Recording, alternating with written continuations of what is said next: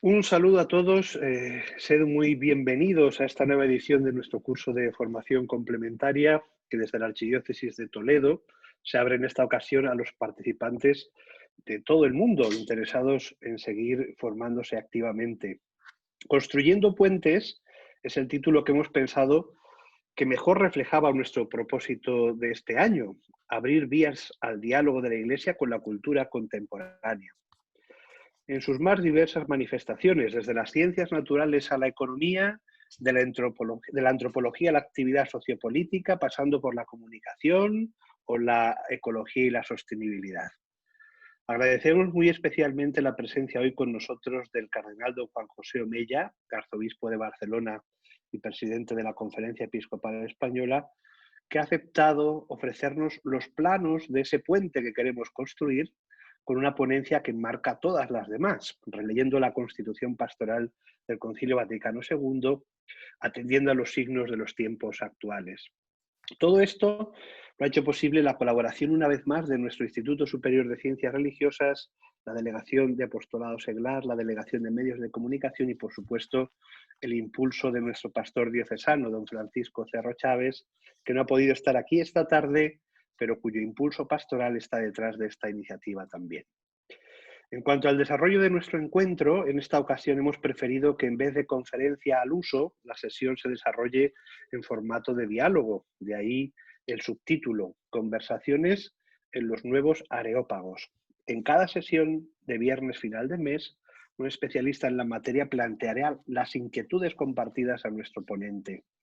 En esta ocasión, don Isaac Martín, profesor titular de Derecho en la Universidad de Castilla-La Mancha, y nuestro delegado de apostolado seglar será el encargado de presentar los temas de interés a nuestro ponente. Por otra parte, saben que pueden plantear sus propias preguntas haciéndonos llegar a través del chat de esta aplicación sus inquietudes. Las que recojamos por esta vía se las plantearemos al señor cardenal al final de su intervención. Ojalá que esta serie de encuentros urjan y preparen el espíritu evangelizador de todos los aquí presentes y con las pistas que recojamos podamos seguir llevando con más claridad e incidencia la buena noticia del Evangelio a todos los rincones de la comunidad humana. Gracias a todos por su interés y comenzamos dando paso a don Isaac Martín Delgado para que nos introduzca al ponente y el tema de hoy. Buenas tardes a todos. Muchísimas gracias, querido don Carlos. Gracias particularmente por este curso, porque es él, lo tienen que saber los oyentes, la auténtica mente y el corazón del mismo y por eso, bueno, pues expreso públicamente mi agradecimiento, como también lo hago con Monseñor Omella, con don Juan José Omella, arzobispo de la Archidiócesis de Barcelona y presidente de la Conferencia Episcopal, a quien yo también saludo y le agradezco enormemente pues, que haya encontrado un hueco para estar con nosotros, porque estamos firmemente convencidos de que este diálogo va a ser de muchísimo provecho. Lo presento muy brevemente, aunque es de sobra conocido por todos. Monseñor Omella nació en Cretas, en la provincia de Teruel, archidiócesis de Zaragoza, el 21 de abril de 1946. Estudió en el Seminario de Zaragoza y recibió la ordenación sacerdotal en 1970. Antes de ser nombrado obispo, trabajó como coadjutor y párroco y como vicario episcopal de la archidiócesis y además fue un año misionero en Zaire.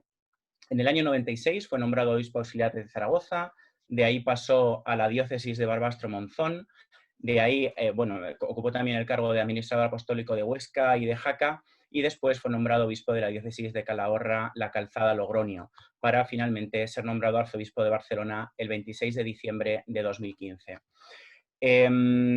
Como saben ustedes, el pasado 3 de marzo fue nombrado presidente de la Conferencia Episcopal Española, órgano en el que ya había desempeñado distintas responsabilidades en las comisiones de Pastoral Social, de Apostolado Seglar y de Pastoral, y además ha sido consiliario nacional de Manos Unidas. Quería destacar este currículum porque yo creo que marca muy bien su visión, que yo creo que va a compartir esta tarde con nosotros.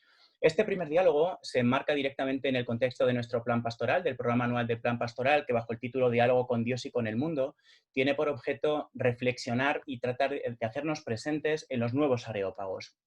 La perspectiva, y en esto voy a corregir a don Carlos, yo soy el único no especialista que va a dialogar con los ponentes, por tanto mi perspectiva, soy un pobre profesor de Derecho Administrativo que no sabe nada ni de teología ni de eclesiología, pero sí que quiero a la Iglesia, amo a la Iglesia y quiero vivir fielmente mi vocación laical y, por tanto, cumplir con mi misión de evangelizar en medio del mundo, ¿no? Y esta es la perspectiva que va a orientar el guión. Hablando de diálogo, la reciente encíclica del Papa Francisco, Fratelli Tutti, señala expresamente que para encontrarnos y ayudarnos mutuamente necesitamos dialogar. Y afirma además, sin ningún tipo de reservas, que los héroes del futuro serán los que sepan romper esa lógica enfermiza y decidan sostener con respeto una palabra cargada de verdad, más allá de las de las conveniencias personales. En este sentido, vamos a reflexionar 55 años después sobre lo que sigue implicando a día de hoy la Constitución Gaudium et Spes, sobre el papel de la Iglesia en el mundo contemporáneo. Y me gustaría comenzar haciendo una reflexión sobre el ser humano, una mirada al hombre de hoy. En la Constitución se señala que el hombre vale más por lo que es que por lo que tiene. Sin embargo, en estos 55 años, realmente, ¿cómo entendemos al ser humano? Ha cambiado de una forma radical. Ya no se trata de buscar el bien, de buscar al prójimo, sino de buscar el propio bien, aquello que me satisface. Yo soy el centro, yo soy, por tanto, el destinatario de mi propia búsqueda del bienestar y no hay espacio para otros que no sean yo, ¿no? La propia Constitución ya advertía proféticamente esto al señalar que la libertad humana se envilece cuando el hombre, satisfecho por una vida demasiado fácil, se encierra en una dorada soledad. Y aquí estaría mi primera pregunta para Monseñor Omella. ¿Qué lugar hay para Dios en esta concepción del ser humano? ¿Qué lugar hay para el prójimo cuando solo nos buscamos a nosotros mismos? ¿Cómo podemos, en su opinión, contribuir a revertir esta tendencia? Qué bien, buenas tardes a todos. Gracias por la presentación de este curso, de estas conversaciones que promovéis desde el Consejo Diocesano de Pastoral, desde el Plan Pastoral de la Diócesis, y también por estas palabras introductorias sobre mi pobre persona. Muchísimas gracias. Has hecho alusión al Papa Francisco en Fratelli Tutti, ¿verdad? Ahora al principio. Y mientras hablabas, estabas viendo y yo digo, vamos a ver, todo lo enmarcáis en la Gaudium et Spes, ¿verdad? Que es uno de los documentos importantes del Concilio Vaticano II, que probablemente hemos un poco olvidado. Decía el cardenal Suenens que Lumen Gentium era una mirada al interior de la Iglesia, reformarla, Concilio Vaticano reformar y revivir más el tema de la Iglesia. Y segundo, proponía al concilio otro documento que era en la Gaudium et Spes, que era una mirada de la Iglesia hacia el mundo, donde siempre vemos la acción de Dios, tanto dentro de la Iglesia como dentro del mundo. Y me ha hecho recordar, estoy metiendo un pequeño introducción, luego me volverás a poner la pregunta si no te he respondido, pero me ha hecho recordar en la carta que nos ha escrito el Papa Francisco ahora, Fratelli Tutti, cómo empieza en ese primer capítulo Sin Fronteras, cuando dice el Papa, el San Francisco se fue a buscar el sultán, se fue a Egipto a dialogar con el sultán. Qué cosa tan bonita. Y me recordaba a mí las palabras de Jesús en el Evangelio, id al mundo entero y predicad el Evangelio. ¿Y cómo lo hacen? Pues caminando, yendo al encuentro de las personas que no eran cristianos. Y esto tenemos que reconducir o reproducir dentro de nosotros esa actitud misionera que hemos perdido un poco quizás. Una nación como la nuestra, una iglesia que peregrina en España que ha sido sumamente misionera, a destra y ad intra.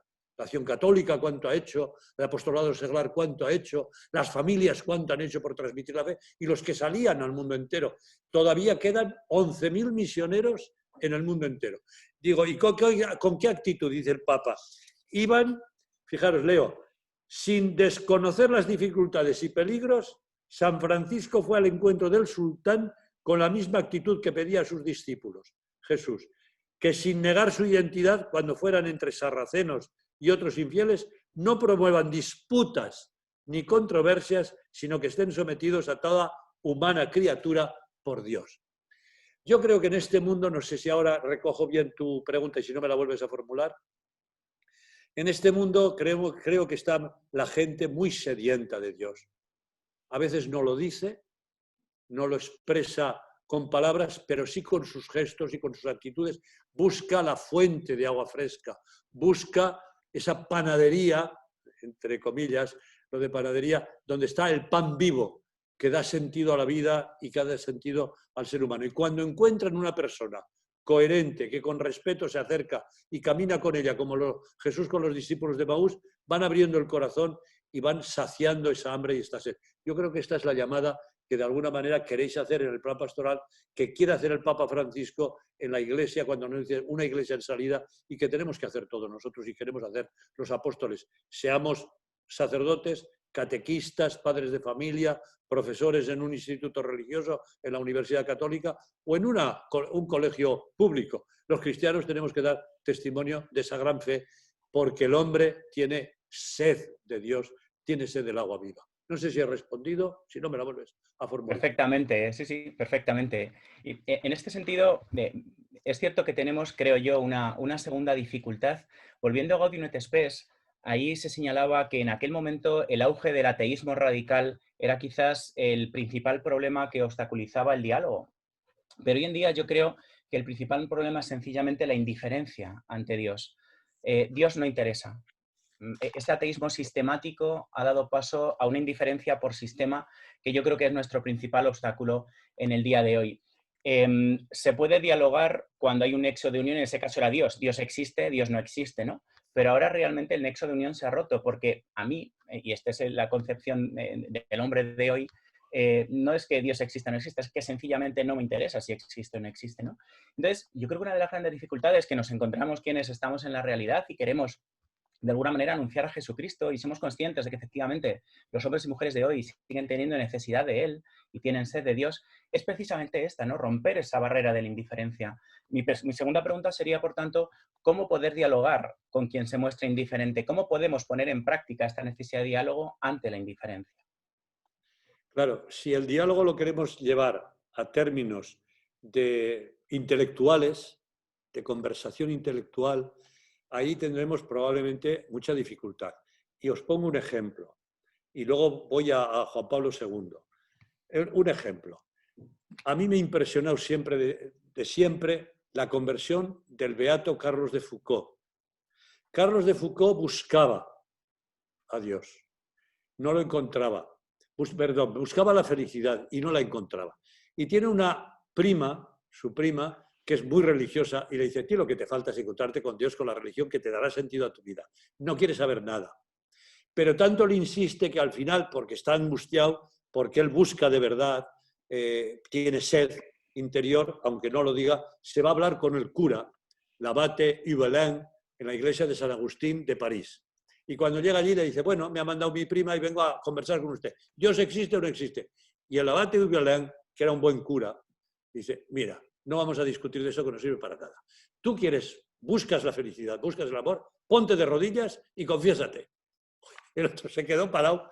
No quiso, se marchó muy enfadado, volvió y le volvió a decir lo mismo: ponte de rodillas y confiésate. Y cuando con humildad reconoce su debilidad y su fracaso, su pecado, él se abre al amor de Dios y acaba de mártir, entre comillas, porque le matan, pero no un mártir por odio a la fe, sino por un chaval que tenía miedo a los soldados que venían, le disparó, se le escapó el tiro y lo mató, que tenía la custodia él guardada en su pecho. Bueno, a lo que voy. Es decir, en un discurso intelectual no. ¿Cómo tenemos que hacer? Pues el Papa nos propone un camino muy fácil. Es una mirada, y ahí voy a San Juan Pablo II, una mirada positiva al hombre de hoy y al mundo. En la encíclica que le escribió, la exhortación apostólica posinodal Ecclesia en Europa, él dice: ¿qué defectos tiene Europa hoy? ¿Qué dificultades para la evangelización? Y las va enumerando. Pero luego dice: ¿qué retos positivos o qué valores positivos y tiene que tener? Dice: los signos positivos es la esperanza. El hombre de hoy necesita esperanza, necesita felicidad. Vayamos a ese hombre de hoy tal como es, mirémoslo con cariño porque es de Dios, Dios lo quiere, Dios quiere este mundo y quiere esta gente de hoy, mirémoslo con amor y démosle una respuesta a su pregunta, que es de amor. Si él encuentra a alguien que le ama, alguien que le quiere y que camina con él, ese se abre al mensaje. Ahora, si vamos razonando, pues dirá, esos discursos te los rebato yo y a mí no me interesa. Lo que me interesa es que me hables del amor y que me interesa es que me des respuesta a mi sed de felicidad. Y solo se encuentra cuando uno se siente amado y acompañado y respetado. Yo creo que este es un tema muy importante para nosotros. ¿Cómo nos acercamos a los hombres?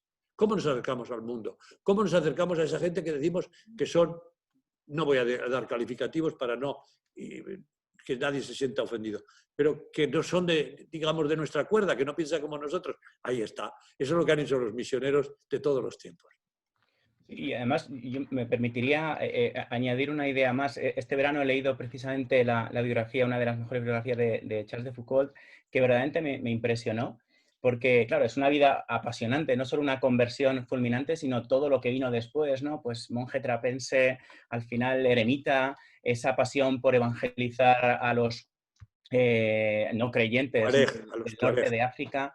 Algo verdaderamente impresionante, y un poco la conclusión que saqué de esa biografía es que él, que tenía esos grandes deseos de fundar una pequeña congregación con sus hermanos allí en el norte de África, en el desierto, no lo consiguió, ¿no? Y sin embargo su vida ha dado muchísimo fruto. Realmente para mí el gran mensaje suyo es ver la realidad de los ojos de Dios, cumplir en todo momento la voluntad de Dios, que esto es algo absolutamente fundamental, sobre lo que además ahora volveremos. Al hilo de lo que señalaba, yo creo que me conviene volver a recordar ese inicio de Gaudium et Spes, porque encaja perfectamente con la idea que nos estaba transmitiendo. Los gozos y las esperanzas, las tristezas y las angustias de los hombres de nuestro tiempo, sobre todo de los pobres y de cuantos sufren, son a la vez los gozos y las esperanzas, las tristezas y las angustias de los discípulos de Cristo. Nada hay verdaderamente humano que no encuentre eco en su corazón. La Iglesia, por ello, se siente íntima y realmente solidaria del género humano y de su historia. Es así, es que no puedo estar más de acuerdo que nuestra aproximación, nuestro método de evangelización ha de ser sencillamente el de la caridad, el de acompañar, el de estar con quienes sufren a su lado, porque así, efectivamente, les mostramos a Cristo. Sin embargo, mi pregunta sería, ¿cree que verdaderamente hemos interiorizado este mensaje en la Iglesia que peregrina en España? ¿Qué aspectos concretos justifican, en su opinión, una respuesta positiva? Y, por el contrario, ¿cuáles creen que son las carencias que debemos aún corregir, precisamente para conseguir que esos gozos y esas esperanzas sean nuestros, hacerlos nuestros? Ahí estás haciéndolo muy bien, estás un buen profesor. Mira, voy a volver un poquito a lo que decías de Carlos de Foucault, porque date cuenta que el Papa Benedicto XVI, muy inteligente, muy conocedor de nuestra cultura, del mundo, pero sobre todo de Europa, que es donde estamos nosotros encarnados, en la cultura europea, no estamos en África o en Asia, aunque vivimos en un mundo globalizado, pero nos toca más lo nuestro. Nos ha puesto como modelo a Carlos de Foucault en la beatificación, lo beatificó Benedicto XVI. Y él, primero, tiene una mirada de cariño a los tuareg que no son creyentes, que no son cristianos, que el Islam o religión primaria o religión animista, diríamos, él los quiere, Carlos de Foucault. Y fíjate que se va al desierto para rezar por la conversión de todos, pero poco a poco va dejando la oración contemplativa y se pasa horas y horas conociendo la cultura, conociendo la lengua, haciendo un diccionario y una gramática de la lengua bereber. Es decir, cuánto amor tenía esa gente, cómo los conocía desde dentro. Y él dice, cuanto más dejaba el Santísimo para estar con la gente, más necesitaba volver a la oración para desde allí volver otra vez a ellos. Y va haciendo ese camino sabiendo que muere sin conversiones, pero ha sembrado la semilla allí dentro, una semilla de esperanza y de fe. Yo creo que nos va a tocar a nosotros en este tiempo y eso no lo acabamos de asumir. Que el hombre de hoy es un hombre, como tú decías, indiferente, pero necesita testigos que les amen, que caminan con ellos, que no imponen y desde la caridad, desde el amor hecho concreción, como hace el Papa y como hace la Iglesia en España, que en estos momentos ha intensificado tanto la caridad, en estos momentos de pandemia, la iglesia se ha hecho presente. ¿Dónde está la iglesia? Donde están sufriendo la gente. Ahí está. ¿Dónde están los comedores? En tantísimos lugares, tantísimas organizaciones, pero especialmente las parroquias, especialmente Cáritas. Ahí está. Y ahí es donde se va abriendo el corazón poco a poco a decir, alguien me ama. Y desde ese amor yo me podré abrir al otro amor en mayúscula, que es el amor de Dios, a través de una persona. ¿Cómo Jesucristo aprendió a decir a Dios, Abba, papá, siendo hombre? Él crece y a través del amor del padre y la madre, Abba, mamá, aprende a decir papá y mamá a Dios, porque descubre que Dios tendrá al menos la misma ternura que su padre y su madre. Pero como es más grande Dios, será más grande su amor y más grande su cariño y su ternura. Él nos enseña a través de la familia a descubrir también el amor de Dios. Y ojalá, que es otro de los temas que sale en Gaudium et Spes, es un reto de la transformación del mundo de hoy, que es el cuidado de la familia, que es un reto para nosotros, cuidar, crecer en una familia, si puede ser cristiana, donde aprendemos a abrirnos al amor de Dios. Perfecto. Yo esto que estás señalando lo resumiría en una expresión en 3 palabras: iglesia en salida. La iglesia, por definición, es convocatoria, es llamada y nos exige salir de nosotros mismos, salir de nuestras comunidades de referencia, porque precisamente si la iglesia existe para evangelizar, es evidente que no podemos cumplir esta misión, y esto lo digo entre comillas, ni encerrados en casa ni lavándonos las manos, ¿no? Que es algo muy de moda en estos momentos, porque tenemos que hacer nuestras esas esperanzas, esos gozos de los hombres y las mujeres de hoy. Y esto yo creo que exige también una mirada interior a nuestra iglesia. ¿Cómo es nuestra iglesia? Y particularmente, y no me resisto a hacer una reflexión sobre ello, yo creo que pone en el centro el papel protagonista que hemos de asumir los laicos, porque esta reforma permanente de la iglesia, que está presente también en Gaudium et Spes, es una labor no solo, evidentemente, de nuestros pastores, no solo de la vida religiosa, sino también de quienes somos fieles laicos, miembros activos del pueblo de Dios. Hemos celebrado hace no mucho tiempo, aunque con esto de la pandemia parece que todo lo que sucedió antes de marzo ocurrió en el siglo pasado, el Congreso de Laicos, que con el título Pueblo de Dios en salida, precisamente tenía por objeto el tratar de dinamizar, impulsar el laicado en España, pero que ha terminado siendo un acontecimiento del espíritu que ha influido, yo creo, con fuerza en todo el pueblo de Dios, ¿no? En este sentido, hablando del papel de la Iglesia en el mundo, de ese objetivo, de ese ideal de Iglesia en salida, pero partiendo del interior de la Iglesia, sí que me gustaría preguntarle que qué cree que ha supuesto para la Iglesia en España este acontecimiento, el Congreso de Laicos, y todo el proceso que se ha abierto con motivo del mismo, y qué espera para el futuro inmediato de la Iglesia con relación a este objetivo de avanzar hacia una Iglesia en salida. Uno, tu pregunta, que es muy interesante, con la de la anterior, porque empiezo a hablar y me olvido después de lo que has dicho. Tu pregunta era muy, muy precisa. ¿En qué, de alguna manera, en qué falla o qué retos tendríamos en la Iglesia en este momento y algunas cosas que tendríamos que desembarazarnos, ¿verdad? Era por ahí tu pregunta anterior, sí, que la unes muy bien con lo del Congreso y con la Iglesia en salida.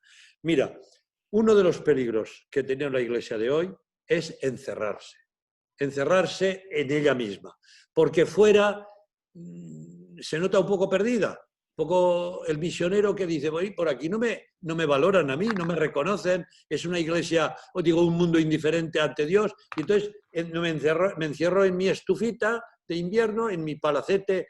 Eso el Papa en Gaudium et Spes lo dice claramente, la iglesia que no sea referencial, que salga a repartir y a sembrar el amor y el cariño que viene de Dios.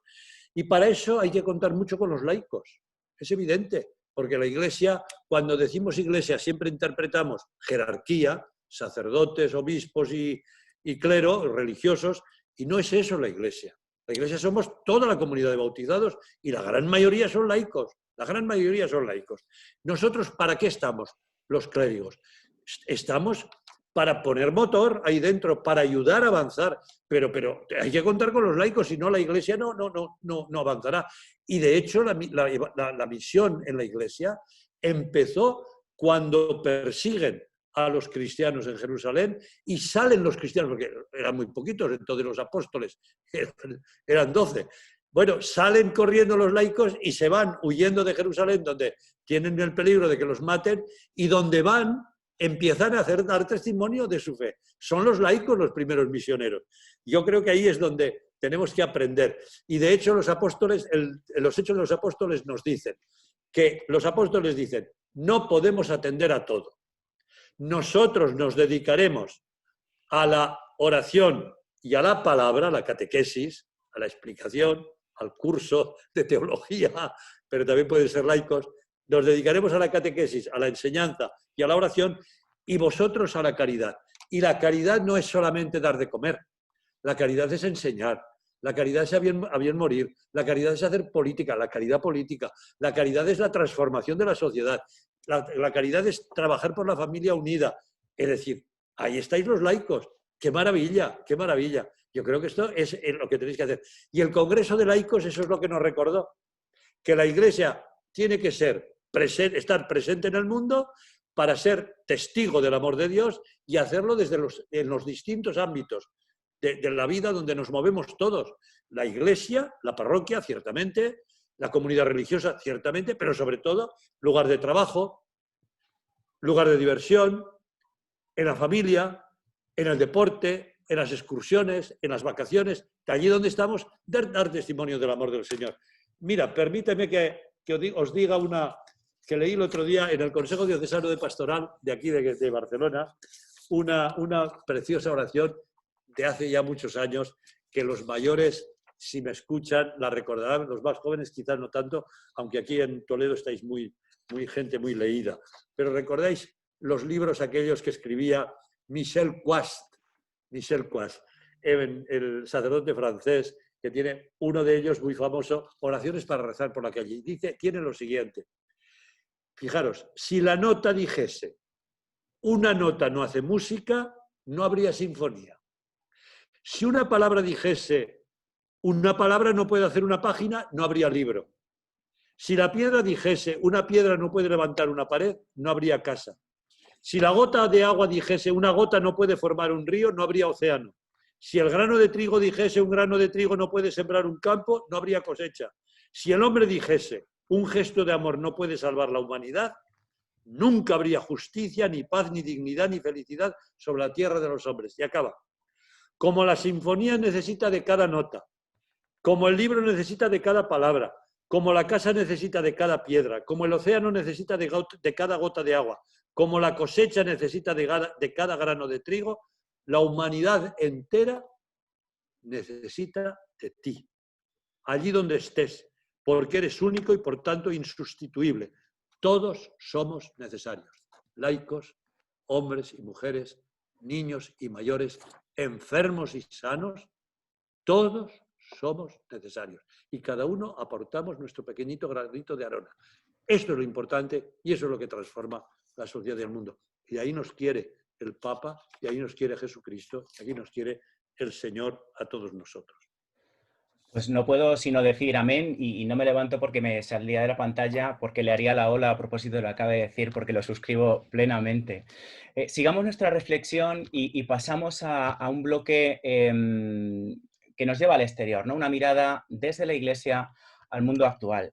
Señalaba el Papa Francisco en su discurso, bueno, en su mensaje a los congresistas del Congreso de Laicos, que el futuro es una página en blanco, ¿no? Que está por escribir. Lo digo a propósito de lo que estaba señalando en la última parte de su intervención. Es cierto que cuando salimos de nuestra zona de confort, pues nos encontramos quizás más inseguros, ¿no? Y en este sentido me gustaría preguntarle o pedirle una reflexión a propósito de un instrumento que yo creo que es clave y que está empezando a sonar con mucha más fuerza, aunque ya estaba también en el Concilio Vaticano II, que es la cuestión del discernimiento, el saber escrutar los signos de la época. Si hablamos de iglesia en salida, si hablamos de hacer nuestras las necesidades del mundo, si hablamos de mirar la realidad desde los ojos de Dios, obviamente esto no lo podemos hacer si no es partiendo de cuál es la voluntad de Dios para nuestras vidas, ¿no? Por tanto, nos conduce al discernimiento. En este sentido, me gustaría preguntarle, en su condición de pastor, ¿cómo podemos convertir el discernimiento en la premisa imprescindible de nuestras acciones pastorales y de nuestras iniciativas de transformación de la realidad? Bueno, ahí tiene el Papa, como buen jesuita, tiene reflexiones muy bonitas sobre el discernimiento, muy escueto, tanto sobre la familia Amoris Laetitia, lo tiene, como lo tiene también en la Laudato Si, y también lo repite en la Fratelli Tutti. Ese discernir, que es ponerse en la mirada de Dios. ¿Qué quiere Dios aquí, en este momento y en esta circunstancia y con esas personas? Para eso hace falta una actitud de mucha humildad. No es lo que quiero yo, sino lo que quiere el Señor. Y que tú estés en un segundo lugar y no en el primero. Yo digo, perdonadme la expresión muy coloquial, muy de lenguaje de cura de pueblo, que en la Iglesia y en el mundo de hoy, en nuestra sociedad, hay demasiadas crestas. ¿Sabéis lo que es la cresta? Lo que lleva el gallo. Y dos gallos en un corral no caben. Todos quieren mandar y todos quieren, yo tengo la verdad, mira. Y ahí viene el segundo punto del discernimiento. No solo estar a la escucha de lo que quiere el Señor, sino también a la escucha de lo que dice el hermano. Y el discernimiento se hace en comunidad también, no solo personalmente, en comunidad. Escucha al otro. A mí me gusta mucho, me han contado algunas personas que hablando con el Papa, le dicen, mire, yo creo que esto podría ir por este camino, podríamos hacer esta propuesta. ¿Qué le parece, Santidad? Y como es novedoso, el Papa siempre hace una cosa que es, bueno, me parece bien, no me desagrada, vamos a dormirlo en la almohada y a llevarlo por la mañana a la oración. Es decir, tomémonos un tiempo para escuchar a Dios y escuchémonos unos a otros para ver si es eso lo que quiere el Señor. Yo creo que tenemos que escuchar por dónde van el mundo de hoy. Como decía Bart Calvar, decía que en la oración teníamos que los sacerdotes, los cristianos, teníamos que rezar en una mano con la Biblia y en la otra con el periódico. Es decir, ¿qué está pasando? ¿Cómo es el hombre de hoy? Y ahí tenemos que examinar bien cuáles son los gozos y cuáles son los sufrimientos de este mundo de hoy, el concreto de hoy, de aquí y de ahora, de Toledo, de Barcelona, de España, de Europa, qué problemas tiene y qué sufrimientos. Y también el del exterior, para responder desde Dios con generosidad. Y aquí nos falta el tercer elemento del discernimiento, que siempre es la solidaridad, la caridad, el estar cerca de los hermanos. No sé si Pues, sí, respondo. perfectamente. Sí, pues pasando hacia la mano en la que tenemos el periódico, como muy bien señalaba usted antes, Gaudium et Spes apunta una serie de retos, mencionaba específicamente usted el de la familia. Yo me voy a centrar ahora en dos de ellos porque son los que están directamente vinculados con nuestro programa anual del Plan Pastoral, el de la fe y la cultura y la fe y la política, las relaciones entre ambos conceptos, ¿no? Hablaba antes de Charles de Foucauld, como él lo que intentó sencillamente es inculturar la fe, es de alguna manera hacerse uno de ellos y tratar de hacer comprensible para los tuareg la fe, ¿no? En este sentido, claro, la inculturación de la fe hoy en día es realmente complicada cuando las cosas cambian tan rápidamente y los modos de pensar evolucionan a la velocidad de la luz. En este sentido, aunque resulta evidente que cultivar los bienes y los valores naturales planifica a la persona, pero es realmente complicado, ¿no? Por esa evolución, pues tratar de alguna manera de evangelizar el mundo de la cultura. Y esta sería mi reflexión, ¿no? ¿Cómo debemos los cristianos hacernos presentes en el mundo de la cultura hoy? Es un tema, conocer todo lo que podamos, la cultura de hoy es muy importante. Pero hay un tema básico, que es la antropología. ¿Qué tipo de persona queremos construir? ¿Qué tipo de persona valoramos? ¿Qué valores de la persona? Yo creo que ahí la Gaudium et Spes parte de un punto muy importante. Yo veo que en el programa que tenéis de las ponencias, los diferentes días, diferentes semanas, veo que tenéis un capítulo o una jornada sobre antropología, que me parece muy importante. ¿Qué tipo de persona nos presenta Gaudium et Spes? ¿Es el Hijo de Dios? La dignidad del ser humano como hijo de Dios, pero todo ser humano, por ser hijo de Dios, sea consciente o no, esa es su gran dignidad, total y plena, y por otra parte, un ser en relación. Y ahí es donde tenemos una cultura donde más que relación es tan individualista a veces. Y su gran dignidad, pues la ha perdido, porque la gran dignidad es él, el yo, el ego. Y cuando no, tú eres una criatura, y por tanto, porque como criatura no lo posees todo y te debes en esa relación de amor y de criatura con tu Padre Dios, como el ser humano tiene esa relación también con el Padre. Yo creo que esto es muy importante, por una parte. Segundo, la economía que mueve tanto a la sociedad, la política, la familia, modelo de familia. En el fondo, fíjate, los grandes problemas de nuestra economía de hoy es que hemos puesto al hombre fuera de esa economía. Todo es el dinero, todo es la ganancia, y el ser humano, ¿dónde está? Y ahí hacemos todo ese decalage, esta gran separación entre ricos y pobres, que, bueno, los pobres fuera, los ancianos que no producen y los niños que no producen fuera, y vamos haciendo un mundo en el que cae en manos de unos pocos que no están formados y que no tienen una idea clara de lo que es el ser humano de hoy y cómo hay que hacer todo el trabajo económico, que ahí el Papa en Fratelli Tutti nos lo explica de maravilla, todo ese capítulo de la economía, cómo tiene que estar en el centro la persona humana. Él nos lo explica muy bien, y sobre todo los pobres, y mirar desde los pobres y no desde la riqueza y no desde la grandeza. Ahí estamos construyendo un mundo que puede ser fácil, difícil de transformar si no lo tenemos claro.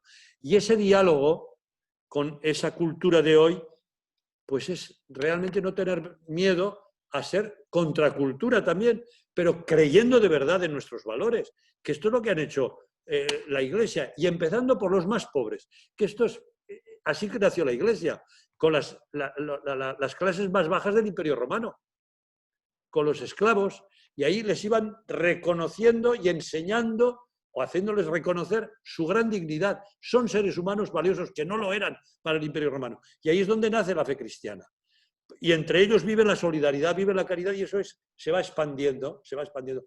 Un Imperio Romano que se corrompe y una clase baja abandonada que va cogiendo fuerza y que va transformándose en la caridad. ¿Dónde están las riquezas de la Iglesia?, le dicen al diácono Lorenzo en Roma. No, la riqueza de la Iglesia son los pobres a los que atendemos todos los días.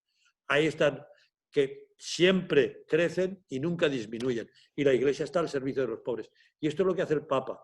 A mí me encanta ver, es doloroso, cuando vas al Vaticano, ver cómo se ha convertido la plaza del Vaticano en la presencia de tantísimos pobres, donde van allí al comedor de las hijas de la caridad, donde van a las duchas que han establecido el Papa Francisco a través del cardenal que se encarga de las limosnas, el elemosineri, es un polaco, que curiosamente me contaron que lo envió el Papa a uno de los países pobres, en nombre del Papa, donde por la pandemia y la pobreza estaban pasándolo muy mal, para conocer y dar el apoyo del Papa, y llegó a esa gran ciudad donde él iba, no digo el país por no hablar tan concretamente, y se fue al albergue donde iban todos los pobres para conocerlo de cerca, para dar el signo de esperanza, y se quedó a dormir en una de las literas el cardenal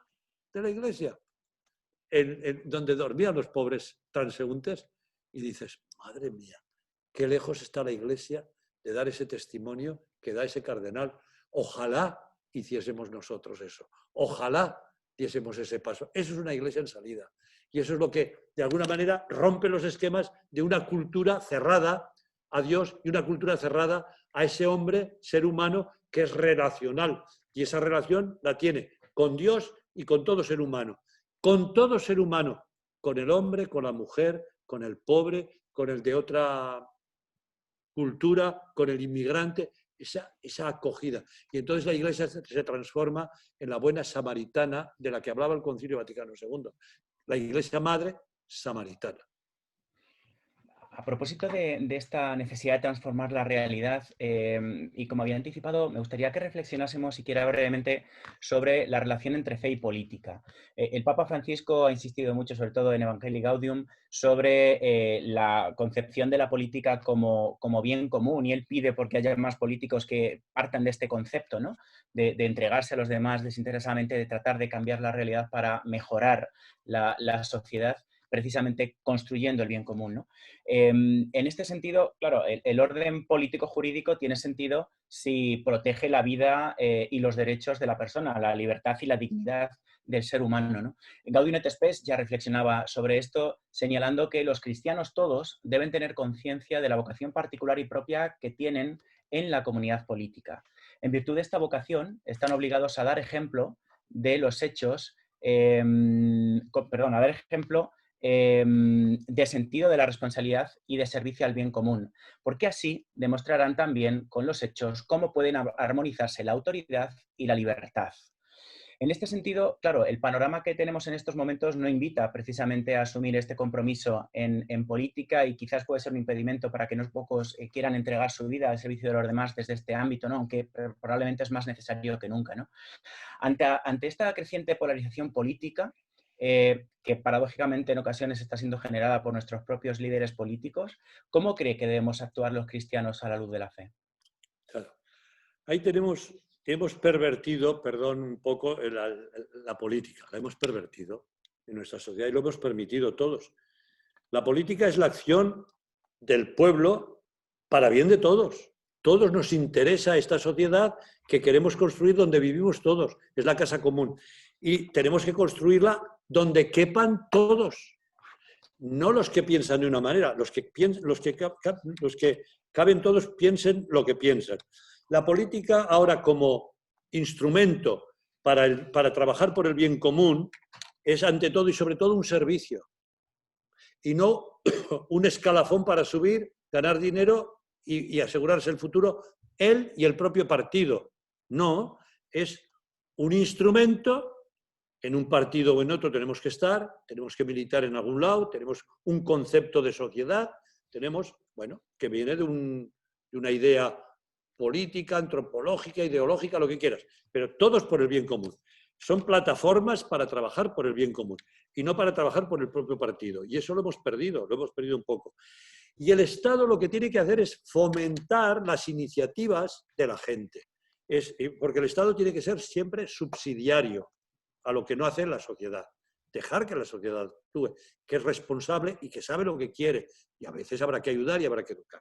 Fijaros que el Concilio Vaticano II, en la Gaudium et Spes, cuando habla del ser humano, que decía antes, la gran dignidad es que es hijo de Dios y que es ser relacional, es decir, vivir la fraternidad, habla de dos cosas muy importantes, que es la conciencia, que es el sagrario de cada ser humano, y hay que respetar esa conciencia del ser humano y no imponer las ideologías, respetar. Y segundo, la libertad. La libertad. Dice, la cual posee un valor, dice el concilio, que nuestros contemporáneos ensalzan con entusiasmo y que es signo eminente de la imagen divina del hombre, pero que a veces esa libertad puede caer en el libertinaje y eso sería el peligro. Bueno, entonces ahí es donde tendríamos que trabajar los cristianos, es decir, esto nos compete a nosotros, el trabajo por el bien de todos. ¿Qué hago yo por participar también en la vida política? En un partido o en no partido, pero trabajar por la vida política por el bien común. Yo creo que eso es importante. Y ahí, en este momento en que estamos en España y en Europa, tocado sobre todo por la pandemia, yo creo que es un momento donde hay que aunar fuerzas. Los partidos políticos tienen un concepto de cómo arreglar la sociedad, pero hay otro que tiene otro concepto. ¿Por qué no trabajamos juntos? Junto con todas las iniciativas sociales que hay en el mundo o que hay en el país, los sindicatos, los empresarios, las instituciones educativas, las instituciones religiosas, ¿por qué no unirnos y hacer el gran pacto social? Se habla del pacto de la educación, el pacto educativo. Yo creo que es tan importante eso también. Todo lo que sea pactos, que es trabajar juntos por el bien de todos, esto se nos ha escapado. Se nos ha perdido. Y así no vamos por el buen camino. Yo creo que tendríamos que entrar gente a trabajar en la política, pero creando puentes y creando esos caminos de pacto, de diálogo, de consenso entre unos y otros, porque eso es lo que está reclamando nuestro pueblo y la sociedad en estos momentos. Efectivamente, pues hablando de puentes y de libertad, pasamos ya al último de los bloques para ir concluyendo este diálogo, porque queremos que haya un tiempo también para que pueda compartir las respuestas a las preguntas que están formulando los participantes. Y en este sentido, me gustaría que nos centráramos brevemente en las relaciones entre libertad y verdad, ¿no? Para que haya un verdadero diálogo, este se ha de asentar sobre estos dos pilares, el de la libertad y el de la verdad, que además han de ser complementarios. Pero a veces esto nos cuesta. Nos cuesta porque, incluso pensando desde nuestra visión como creyentes, tenemos la tentación, me da la sensación, de querer imponer nuestra visión del mundo a los demás.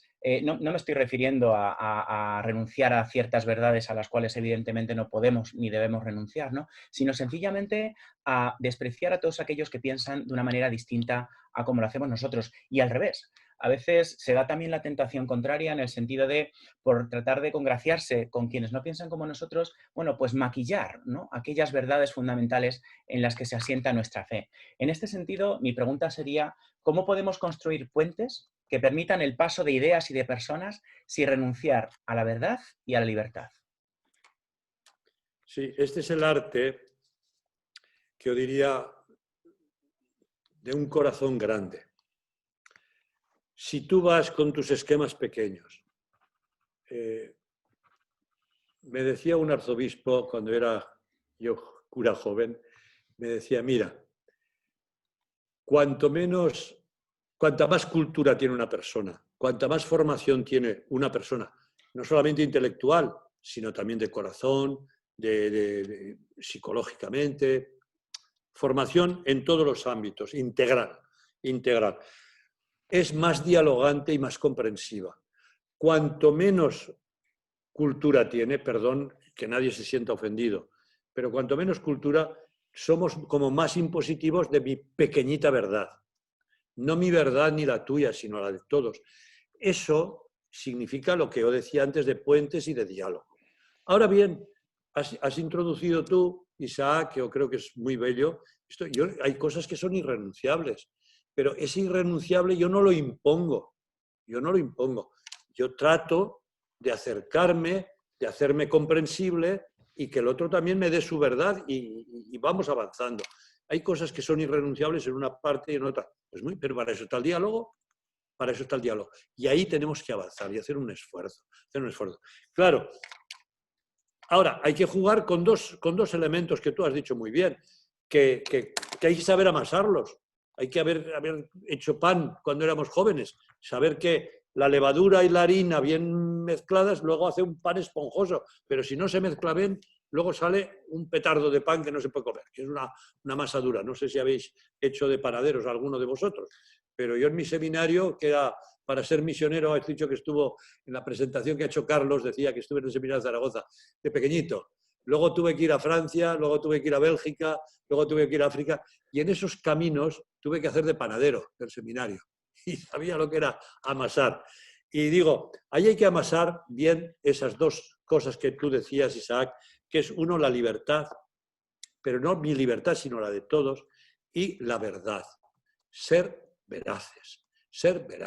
Y a veces somos hipócritas y no decimos la verdad. Y vivimos en un mundo de mucha mentira. Y se cuelan muchas mentiras. ¿Y cuántas páginas hay? ¿Cuántos periódicos hay? ¿Cuántas webs hay? Que todas están construidas en me han dicho, me parece, mi opinión, o mentira, y lo tragamos. Tenemos que ser en eso, Dios es la verdad, la suma verdad, la toda verdad. Y ahí tenemos que aprender nosotros. Le decían a un obispo, y acabo, un obispo francés, le preguntaron un día que a mí me impresionó, ¿usted, los obispos, tienen miedo? Y dice, pues sí, yo tengo miedo. ¿Y qué miedos tiene el obispo? Dice 3. 1, miedo a la palabra de Dios. Que la palabra de Dios es muy exigente y que yo la tengo que predicar y como no la vivo, ¿qué hago? Las páginas que yo no vivo las quito y solo hablo de las que yo vivo para que no me puedan echar en cara que yo predico y no vivo, no cumplo. Ese es un peligro que tenemos, ¿eh? Echamos a los demás lo que queremos que hagan bien, pero que no me descubran a mí en mi pobreza. Miedo a la palabra, es decir, que la palabra de Dios en su entereza, en su integridad, sea predicada y sea vivida por mí, la coherencia con la palabra de Dios. Segundo, decía, tengo miedo a no ser padre de los pobres. Porque a mí me preguntaron el día de mi ordenación, ¿quiere usted ser? Y esto vale para los curas, pero vale para todos los catequistas y todos los bautizados, padres de familia, educadores. ¿Quiere ser usted padre de los pobres? Y claro, en ese día, delante del obispo ordenante, dijo, sí, sí. Pero luego decía el obispo, yo me encuentro con el pobre que huele mal, que va borracho, que está drogadicto, y lo rehuyo, no quiero saber nada de él. Ese es otro de los miedos que tengo de no ejercer de padre de los pobres. Y tercero, miedo a la libertad. Es decir, que deje al otro ser libre, que me pueda rechazar en lo que yo propongo y que él pueda coger un camino equivocado. Y eso vale para los padres y educadores, que educáis a los hijos y luego el hijo se va por otro camino. Y eso, un dolor inmenso para los padres. Pero déjale, tú siembra y ya dará su fruto. Y eso es un consuelo, sí, pero es un consuelo lleno de esperanza. Porque al final, quien ama más la libertad y quien ama más al ser humano es Dios. Y Él ya lo buscará para salvarlo. Pero tú siembra y deja que sea libre. Eso nos cuesta mucho. Nos cuesta mucho. Y eso vale para los partidos políticos y vale para la Iglesia, que queremos imponer a toda costa. Vivir en una sociedad plural, respetándonos y queriéndonos y no imponiéndonos e impidiendo que ejerza su propia libertad el otro. Ciertamente necesitamos un corazón grande para todo esto, un corazón grande para el diálogo, un corazón grande para el servicio a los demás y un corazón grande para lograr la fraternidad universal, que es a lo que nos invita el Papa Francisco en su última encíclica en Fratelli Tutti y con ella quiero concluir esta primera parte de nuestro diálogo. Se trata de una encíclica que, como señala el autor, está dirigida a todas aquellas personas de buena voluntad y que parte de una premisa, y es que a diferencia de lo que ocurrió con Caín respecto de Abel, nosotros no podemos repetir esas palabras que realmente son dramáticas. ¿Acaso soy yo guardián de mi hermano? Como Iglesia, nos dice el Papa, no podemos vivir indiferentes ante el dolor, debemos ser constructores de un nuevo vínculo social. Ello nos exige un cambio, obviamente. Nuestro prójimo ya no es aquel que está cerca de nosotros, sino que somos nosotros quienes nos hemos de hacer presentes ante el que necesita nuestra ayuda. Esto lo decía usted al empezar este diálogo. Somos nosotros quienes tenemos que hacernos cercanos, prójimos a las personas que necesitan de cada uno de nosotros, ¿no? Si partimos de esta premisa, si todos son nuestros hermanos, verdaderamente nuestra realidad cambia, ¿no?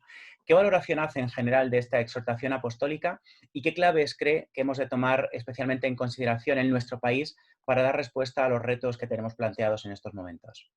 Es una pregunta muy amplia, no quiero alargarme mucho. Quizás quisiera resumir recogiendo un poco también, porque veo que es el final, una cosa que me parece muy importante. Lo primero de todo, siguiendo un poco el hilo de la última pregunta. Yo creo que no tenemos que tener miedo ni vergüenza a lo que somos y a lo que tenemos. Tenemos un tesoro precioso que es el Evangelio de Jesús. Y tenemos una madre muy grande, que es la Iglesia. Llena de arrugas, es verdad. 2000 años de historia, tiene acumulada mucho pecado, pero tiene acumulada también mucha santidad. Y a esa Iglesia la tenemos que amar con cariño y que vean que queremos a esta Iglesia. Esta Iglesia conducida por el Espíritu de Dios, conducida por Jesucristo, el gran pastor, pero conducida por este hombre humano, visible, que es el Papa, que son los obispos, que son los sacerdotes. Esa Iglesia la amamos nosotros y la que formamos parte gozosamente todos por nuestro bautismo. Es nuestra gran familia, amarla de verdad. Y esto a veces nos cuesta. Yo cuento siempre aquella historia de aquel niño que llega a casa, por no alargarme, llorando a mediodía y la madre le pregunta que por qué le ha pasado, si se ha caído, si le han pegado, el niño cada vez más triste, no, y bajando la cabeza, y al final la madre le dice, ¿te han dicho algo de mí? Y dice, sí. ¿Y qué te han dicho de mí? Que eres fea. ¿Y tú qué crees? Que eres fea. La madre esperaba ese momento, la sentó en sus rodillas y dijo, mira, ¿ves lo que tengo aquí de arrugas? Estaba llena de arrugas, la cara, muy como la piel ya quemada y destruida. Era fea, realmente fea. Con muchos, le habían tenido que tratar los médicos. Y le contó, dice, mira, cuando tú eras pequeñito y se estaba quemando la casa, que yo estaba en una tienda, me dicen, tu casa está ardiendo. Fui corriendo porque estabas tú allí. Y cuando querían impedirme que entrase, yo entré. Me acerqué a la cuna, te cogí en mis brazos contra mi pecho, cayó una viga sobre mi cabeza, me tiró al suelo, me quemó la cara, toda llena de cicatrices la tengo, pero yo te salvé a ti. Y el niño le dice, mamá, ahora me doy cuenta, tú no eres fea, tú eres la más guapa del mundo. Claro que tiene arrugas nuestra iglesia, claro que tiene pecados, y podemos poner todos los que queráis, el tuyo y el mío, pero la iglesia tiene una gran santidad, muchísimos santos. Amemos esta iglesia, no nos avergoncemos de ella, no vayamos como pidiendo permiso, vivamos con gozo nuestra fe. Primero, que eso es muy importante, yo creo que esto sería fundamental. Y segundo, trabajemos en esta sociedad sin miedo a hacer polis, a hacer fraternidad entre todos. Y aquí recordaría simplemente un recordatorio. Las bienaventuranzas de los políticos, del político, del hombre que trabaja por construir una sociedad, que esto es la Gaudium et Spes, una sociedad según el corazón de Dios y según la necesidad del hombre, en su ser más profundo. Bienaventurado el político, decía el cardenal Bantuán, que tiene un elevado conocimiento y una profunda conciencia de su papel. Yo soy importante para construir una sociedad nueva.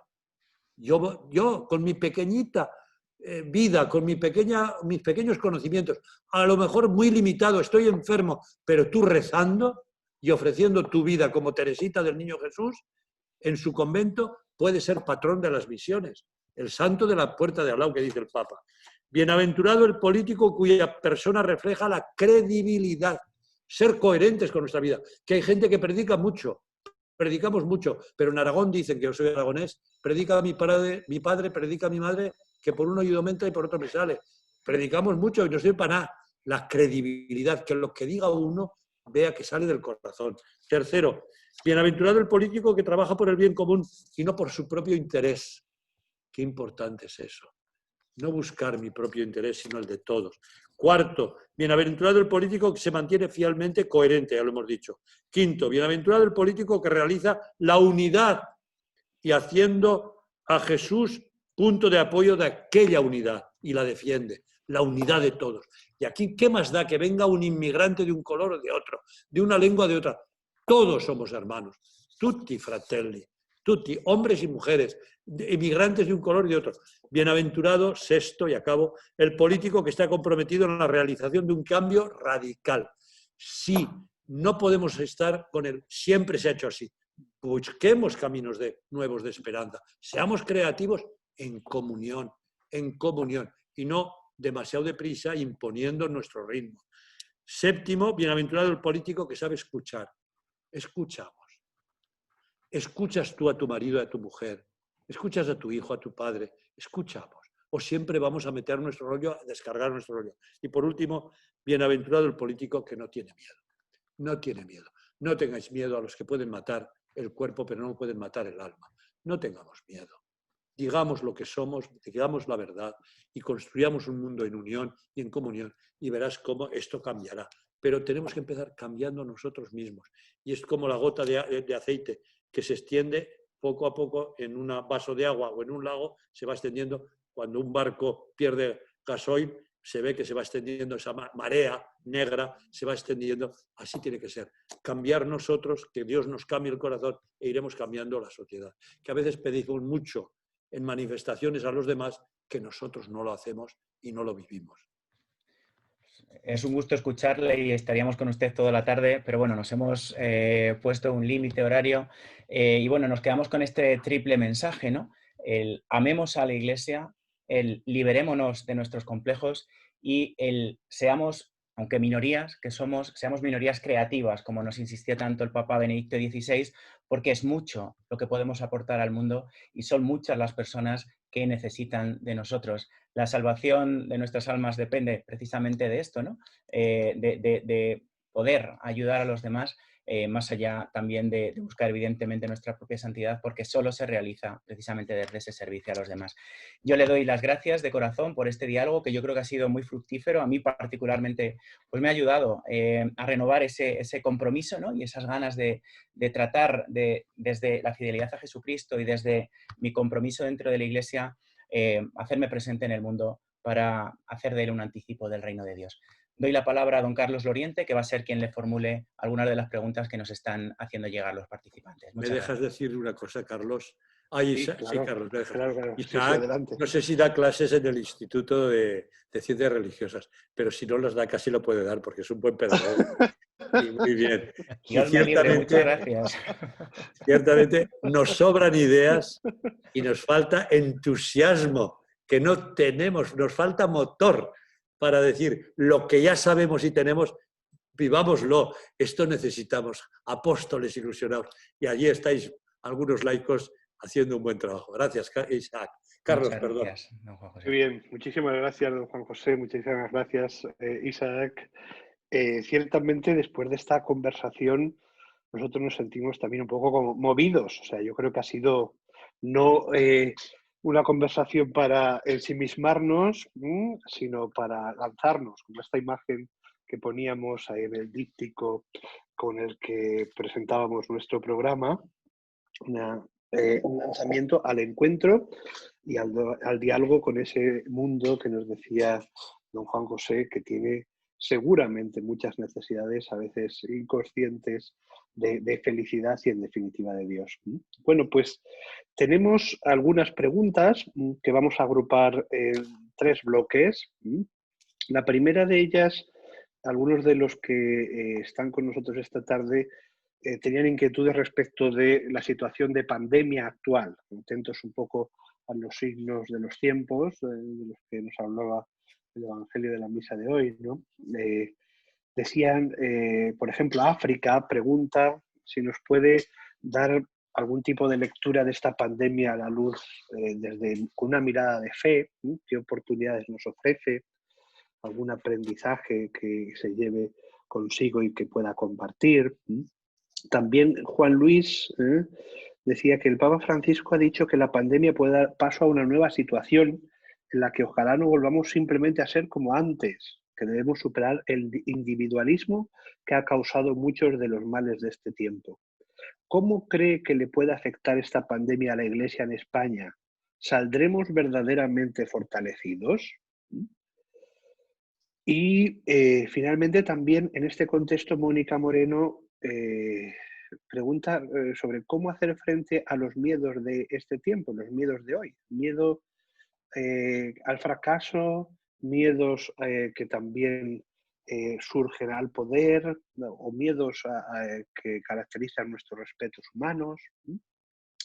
Bueno, le dejo con esas preguntas y usted nos dice qué luces podemos sacar de este tiempo.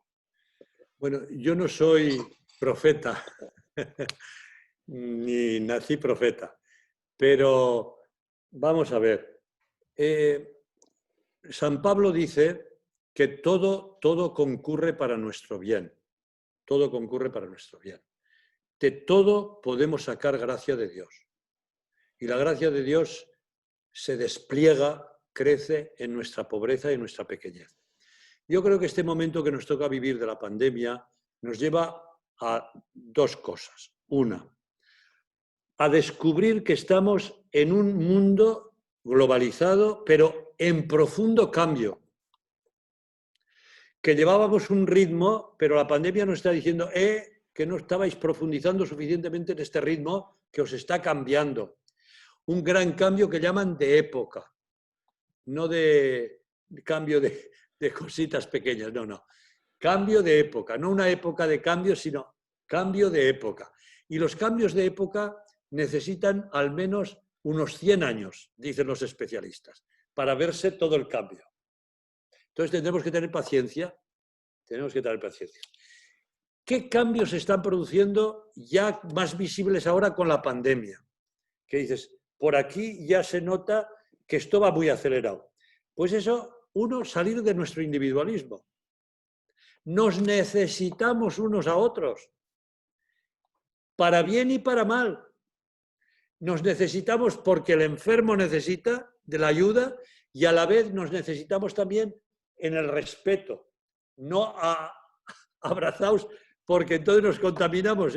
Si estamos muy abrazados y dándonos la mano y sin mascareta, nos contaminamos. Una cierta distancia pero nos necesitamos todos.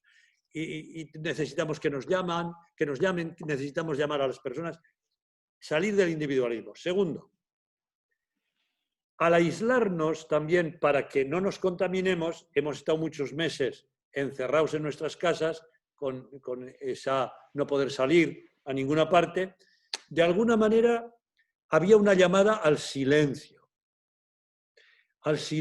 que nos horroriza, porque estamos acostumbrados a ir todo el día con los aparatos, todo el día con el teléfono, todo el día con el móvil, todo el día con el portátil. Vas en el avión, vas en el tren, chico, digo, no tenemos otra cosa que hacer que toquitear maquinetas.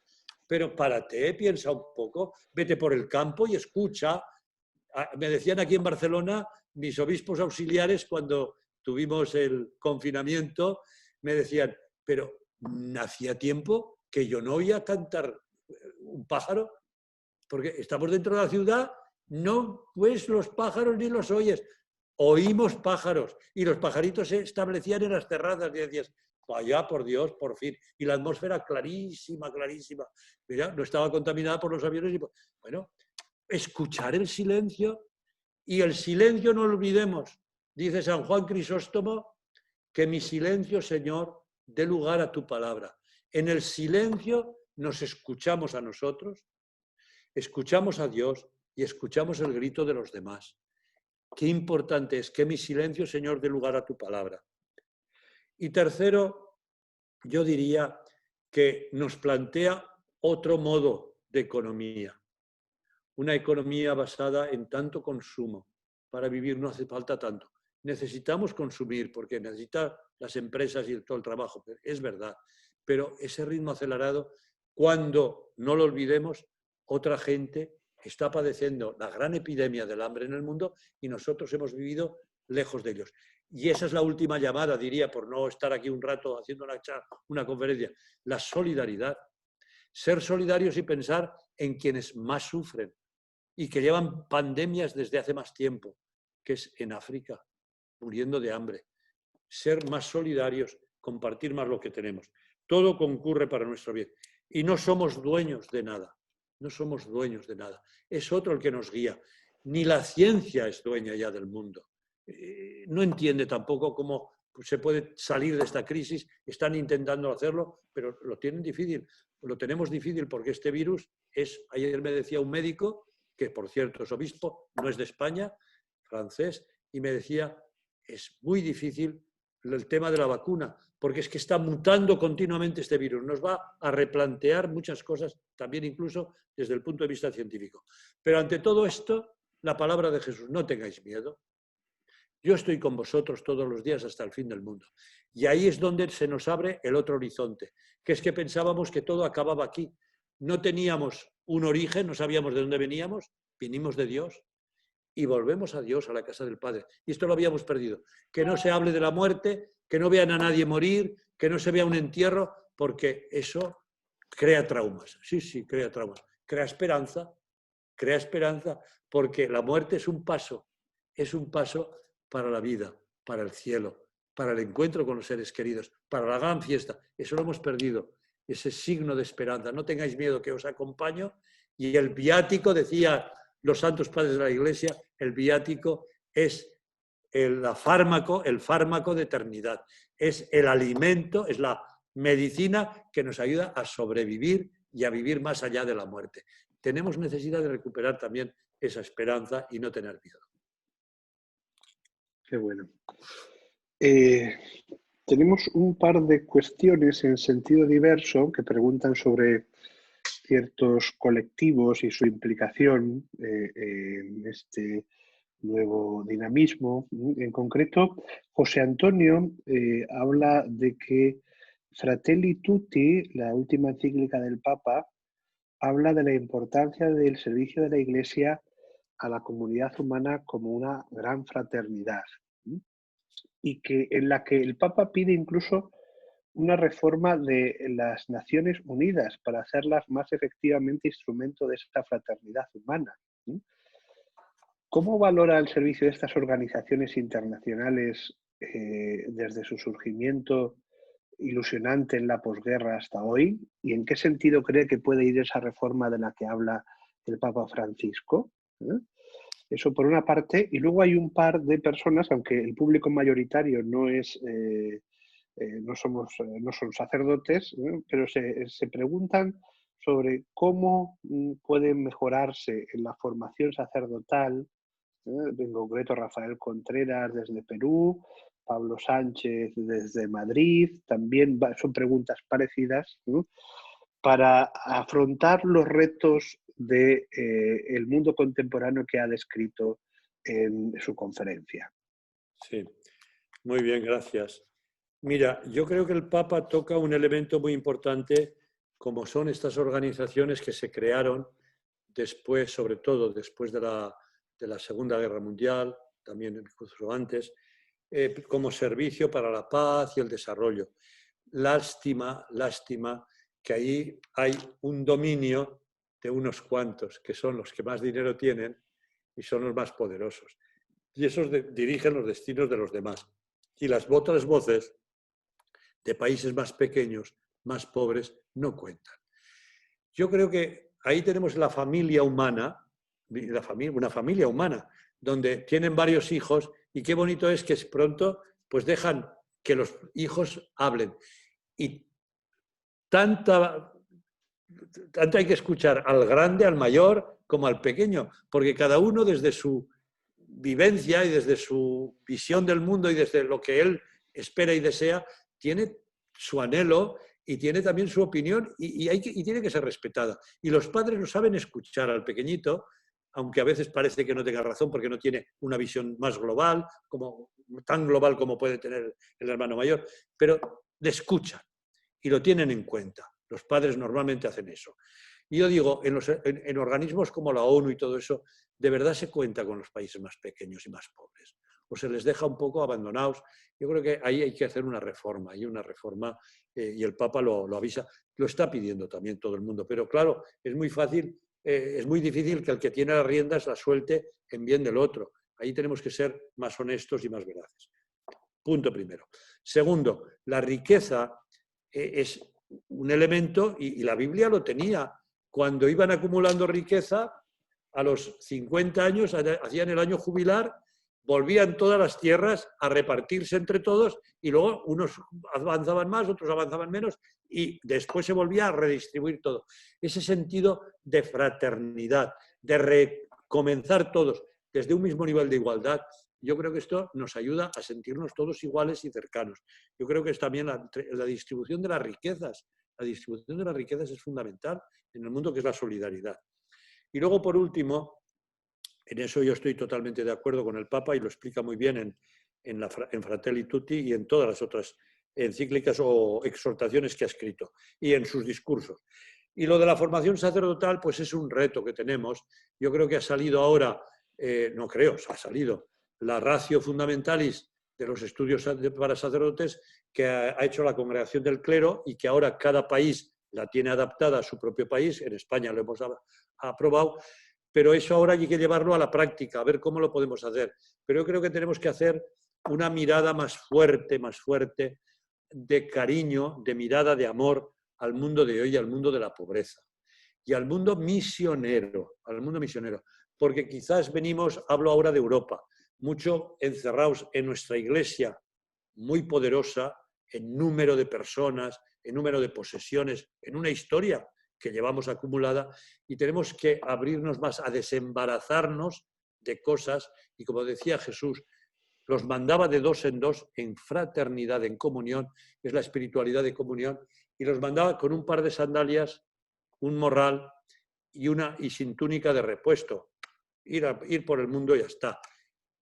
Y donde vayáis, decidles paz a vosotros. Os traigo la paz, os traigo la fraternidad. Este es el mensaje que tenemos que ir. Más desembarazados, ligeros de equipaje, pero dispuestos a mirar con amor a los hermanos. Y esto hay que hacerlo en la formación sacerdotal, hay que trabajar más. Yo le digo muchas veces a los formadores del seminario que está muy bien que vayan a las parroquias a conocerlas, pero que se vayan también al comedor de las hijas de la caridad de las hermanas de Calcuta, que vayan al hospital, que vayan a la cárcel y que estén con los presos, que vayan al Raval de Barcelona, donde están todas esas organizaciones donde acogen a los que tienen hambre y son transeúntes, que vayan conociendo esa realidad, el mundo de la drogadicción, etcétera, etcétera. Yo creo que esto es muy importante para el cura, para el pastor, que además de orar y conocer la vida parroquial, catequética, la formación de matrimonios, etcétera, etcétera, pero que vaya también al mundo del dolor, al mundo del sufrimiento, al mundo del descarte, para que allí le crezca el corazón de pastor, como es la Iglesia Samaritana de la que habló el Concilio Vaticano II y que vuelve a recordarnos también el Papa Francisco en Fratelli Tutti. Ser el samaritano que acoge, que no pregunta quién eres, cuál es tu religión, cuáles son tus creencias, no, sino tú eres un hermano mío y yo te doy lo que tengo y lo que he encontrado en mi vida como tesoro, te lo doy. Bien, pues están llegando muchos agradecimientos por el chat. Dicen que es una alegría y un gran regalo escuchar al cardenal, un diálogo ilusionante, una conferencia muy clarificadora. Y vamos a terminar ya con una pregunta que quizá tiene el tono de pedir una cierta confidencia. Dice María José: señor cardenal, es conocida de todo su cercanía al Papa Francisco, que sabemos está muy cerca de la realidad de España. En medio de esta situación tan compleja que vive nuestro país, ¿cómo ve el Santo Padre la situación de nuestra nación? ¿Y cree que habrá posibilidad de una visita del Papa a España? Muy bien. Bueno, tengo que decir, por lo que conozco del Papa Francisco, que el Papa, como buen padre, yo creo que todos los papas, por lo menos los que yo he conocido, de jovencito yo conocía a Pío XII, pero era yo muy pequeño. Conocí a Juan XXIII, aquel hombre de gran corazón, donde tenía el mundo entero en su corazón. Y la víspera del Concilio Vaticano, lo recuerdo perfectamente porque era en la víspera del Pilar, el Pilar de Zaragoza. Y yo estaba todavía en España estudiando, antes de irme a Francia. Él decía, y esta noche cuando lleguéis a casa, dadle un beso a vuestros hijos y a los miembros de la casa y decidle que ese es el beso del Papa. El Papa que quiere llegar al corazón de todos para recibir sus sentimientos, sus alegrías y sus penas. El Papa Francisco, como el Papa Juan Pablo II, que lo hemos conocido muchísimo, y el Papa Benedicto también, conoce muy bien todas las problemáticas de todas las naciones del mundo. El Papa Francisco conoce perfectamente la América Latina, conoce muy bien España, la conoce perfectamente, no le tienes que decir nada. Sabe dónde está cada provincia, y sabe el obispo que hay en cada provincia. Es una cosa impresionante y tiene una memoria prodigiosa y ama mucho a España. Yo se lo veo enseguida, ese cariño que tiene hacia España. Y le encantaría venir a España. Él me lo ha dicho y cuando estuvimos, el vicepresidente de la Conferencia Episcopal y el secretario general y yo estuvimos saludando al Papa después de habernos elegido como en la Conferencia Episcopal, estuvimos a darle los respetos y el signo de cariño hacia el Papa y de obediencia hacia él. Con Petro es su Petro, con Pedro y bajo Pedro, combinando con él. Él nos dijo, me encantaría poder ir a España porque vais a celebrar ahora el año ignaciano dentro del año 21 y el año 20, digo 21 y el año 22, perdón, el año 22 el año ignaciano y el año 21 el Camino de Santiago después de tantos años que no coincidía con año jubilar. Me encantaría ir, pero ya veremos a ver. Primero cómo está mi salud y cómo está la pandemia. O sea que el hombre también se deja un poco en las manos de Dios, pero le encantaría acompañarnos. Pero aunque no venga, él reza y nos lleva en el corazón y conoce muy bien todo lo que pasa. Es curioso. Un detalle, le dijimos, en Vida Nueva y en Eclesia le traemos unas cuantas, porque dice, si estoy suscrito, si las recibo. O sea, conoce, y además suscrito, que paga, ¿eh? Es curioso, ¿eh? Es curioso, qué cosa, qué detalle tan simpático. Bueno. Tenemos muy bien, Juan. Todos los papas son grandes papas. Yo creo que nos da el Señor en cada momento de la historia el papa que necesitamos. No es el que yo querría, pero es el que quizás Dios quiere que tengamos. Y no digo quizás, es el que Dios quiere que tengamos y hasta ahí quererlo porque es la presencia de Dios en medio de nosotros, ya está, y dejarnos guiar por Él, que siempre nos llevará a buenos pastos como el buen pastor. Pues muchísimas gracias, don Juan José. Hemos aprovechado muchísimo este rato, ¿no?, que se nos ha hecho corto. Quería haber estado presente el señor arzobispo, don Francisco Cerro, pero no ha podido por sus compromisos de última hora. Sin embargo, nos ha enviado, está con nosotros el vicario episcopal del área de apostolado seglar. Y bueno, pues vamos a terminar con unas palabras de don Emilio Palomo, que seguramente pues recogen todo lo que aquí hemos vivido. Bien, pues agradecer de todo corazón a don Juan José este rato tan extraordinario. Le vamos a fichar más veces porque vamos, vaya rato de disfrutar, y además eso, su disponibilidad desde el primer momento cuando le hemos pedido que abriera este curso y diera esta ponencia, este diálogo marco. Bueno, pues por mi parte, como ha dicho ahora mismo don Carlos, disculpar y hacer presente a don Francisco Cerro, que no está porque está confirmando. Y en estos meses que son de su comienzo como arzobispo de Toledo, pues todas las ocasiones que puede aprovecha para ir a las parroquias y estar cercano a todas las realidades de nuestra diócesis.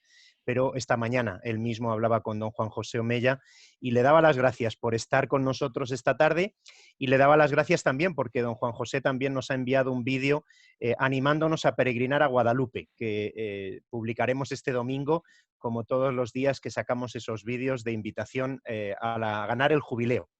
Bien, pues gracias, don Juan José, gracias a los organizadores, gracias a todos los participantes en gran número, y bueno, pues que nos hagamos eco de lo que hemos oído, de lo que hemos escuchado y sobre todo de lo que se nos ha invitado a vivir. Y la próxima invitación, que sería, si Dios quiere, para seguir haciendo estos puentes, este puente con la política el próximo día 27 de noviembre, con un ponente pues especialmente significativo también para hablarnos del diálogo sobre los fundamentos prepolíticos en la defensa de la vida, un tema tan importante y tan necesario. Así que, bueno, pues seguiremos. Don Juan José, habéis escuchado cómo él mismo ha hecho referencia a otras de las ponencias, otros de los encuentros sobre pues, ciencia, economía, antropología, sostenibilidad. Bueno, pues todo el tema, todos los temas que en este momento son los areópagos que el Papa constantemente nos invita a tener. Así que por mi parte ese agradecimiento en nombre de nuestro pastor y en nombre de todos los que hemos participado, y esa convocatoria, si Dios quiere, para el 27 de noviembre. Muchísimas gracias. Me atrevo a pedirle, don Juan José, si me lo permite, una última palabra y que nos dé la bendición, porque la necesitamos sin duda. Pues sí, os iba a pedir una última palabra que iba a la siguiente. Mirad, nos toca tiempos difíciles, es verdad. ¿Qué tiempos han sido fáciles en la historia de la Iglesia? Son tiempos apasionantes, apasionantes. Yo creo que tenemos que sentirnos gozosos de que nos hayan tocado estos tiempos para dar testimonio del Señor. En tiempo de confinamiento la gente se quejaba que no podía ir a la iglesia, que no podíamos salir a la calle, que lo estábamos pasando mal. Y aquellos días nosotros celebramos una novena, la novena a un sacerdote que era médico, que es beato y que nos gustaría que fuese santo, que es el Pere Tarrés. Pedro Tarrés era médico y luego se hizo sacerdote. Y le tocó estar en la guerra civil. Todavía no era sacerdote de la guerra civil. Y él tiene en su diario de la guerra, que titula así, que él hacía lo que podía, dice, llevamos casi 3 años de confinamiento, empleaba esa palabra, de confinamiento en nuestras casas por la guerra. Dice, qué tiempos tan difíciles, pero qué hermoso es poder dar testimonio de Dios en estas circunstancias. A mí me tocó en el corazón aquellos días cuando hicimos esa novena, los obispos auxiliares, yo en casa, porque teníamos tiempo para todo, para leer, para rezar y para hacer la novena a Pere Tarrés. Y dije, qué impresionante. Nosotros, en tiempos complicados, estamos llamados a dar testimonio de esperanza y de amor. No tengamos miedo. Seamos testigos. En las circunstancias que nos toque, en la del hospital, si estamos enfermos, en el trabajo en la política, en el trabajo en el colegio. ¿Estaríamos mejor en otro momento de la historia? Seguramente, seguramente. Pero no hagamos, como decía San Agustín, que ya en el siglo IV decía a los cristianos, y acabo con esto, no seáis quejicas, diciendo, ¿qué tiempos tan difíciles nos toca? Los tiempos pasados fueron mejores. Decía, son estos los tiempos de gracia. Ahí está el Señor que nos está pidiendo dar respuesta y compromiso. ¡Qué maravilla! Ya en el siglo IV había cristianos que se quejaban de que otros tiempos eran mejores y que les gustaba los tiempos de cuando eran jóvenes. Igual que ahora, si el mundo no cambia. Nihil novum sub sole. Nada y nuevo. Ánimo, que hemos tenido muchos cristianos entregados y santos y nos toca serlo a nosotros. El Gaudete ex exultate del Papa Francisco. Es que nos ha dado unas encíclicas y unas exhortaciones preciosas que hay que volver a releer junto al Evangelio, que nos ayudarán mucho a vivir y a situarnos en este tiempo de hoy. Que el Señor os bendiga a todos. Rezamos una oración a la Virgen, la de Guadalupe, y luego os doy la bendición a todos.